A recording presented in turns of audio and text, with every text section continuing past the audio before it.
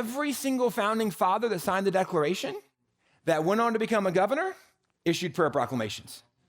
Okay, like this is the way America was, right? We were people that knew there was a God, that knew we needed God's help. In fact, during the American Revolution, they did this 15 times. They had 15 different official issued government prayer proclamations from Congress. There were two kinds of proclamations. One was for prayer and fasting. The other was for prayer and thanksgiving. And these would happen several months apart. And it started, the first one was for prayer and fasting because they needed God's help. And so they would have a day set aside. Everybody's going to pray and fast. We're crying out to God for God to intervene.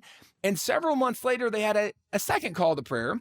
It was for prayer and thanksgiving. And this is actually kind of logical because they've been praying and asking for God to intervene. They looked at situations and thought, I think God's helping us. So the logical response, if God is answering your prayer, is you go back and say, God, thank you for what you have done. Then they need God's help again. They have another day of prayer and fasting. Then God helps them. They have a day of prayer and thanksgiving. This happened 15 times during the American Revolution. The very first time was a call for prayer and fasting. And John Adams writes Abigail, and it wasn't very long after that he had written her this other letter. And he tells her, Abigail, it's amazing. We are already seeing God move in really impressive, incredible ways. And I am at this point, and I've got one or two more letters I'm going to reference from John and Abigail Adams.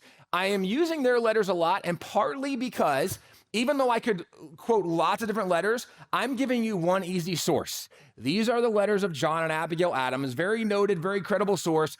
From the time of the Revolution to the end of their life, they wrote 1,100 letters to each other back and forth. Okay, huge communication. And even if you're like not a history nerd person, some of their letters are actually really fun. John Adams is like this hopeless romantic. He's super flirty. In fairness, it's a little bit like a Hallmark movie at times. Like sometimes you're like, bro, that's a little thick, right? Because he has times where he's like, Abigail, I'm suffocating because I haven't seen you in a week and a half and you are the air that I breathe, right? And you're like, nope, turn the channel. That's stupid, right? I'm not watching the show. That's dumb. This is John and Abigail Adams, but in those 1,100 letters, they talk about every topic, every issue. John actually said that his best intelligence while he was serving in Congress came from Abigail, because Abigail, he says, really has like her finger on the pulse. She knows what's going on. Well, they have just called for this day of prayer and fasting, and John Adams writes her and says, Abigail, it's amazing what's been going on. And he goes through like how Colonel Greene had just repelled the British. Colonel Greene and his militia repelled the British, and that was really impressive because the British were the #1 military power in the world at the time. And Colonel Greene and his militia, these were like the local men, right? Whether they be farmers or shopkeepers, school teacher, whoever, like they just got their muskets. And he's like, we just repelled the British. This was amazing. He says, Colonel Smith and his men, they just captured a British fort. Again, super impressive because Great Britain's the #1 military power in the world. Well, he goes through this letter just listing all of these unlikely things happening.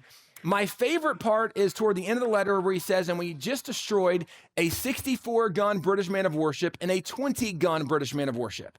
Now, this was way more impressive because we didn't have a Navy yet. When we separate from Great Britain, right, Great Britain's the #1 military power in the world, but they're the #1 in the world because they have the #1 Navy in the world. When we separate, we don't have a Navy, they have the Navy. We did have some businessmen who had shipping vessels. So early on, as we're working to build a Navy, we took whatever boats we had, whatever shipping vessels we had, we would take whatever cannons we could find and we'd put those cannons on the shipping vessels.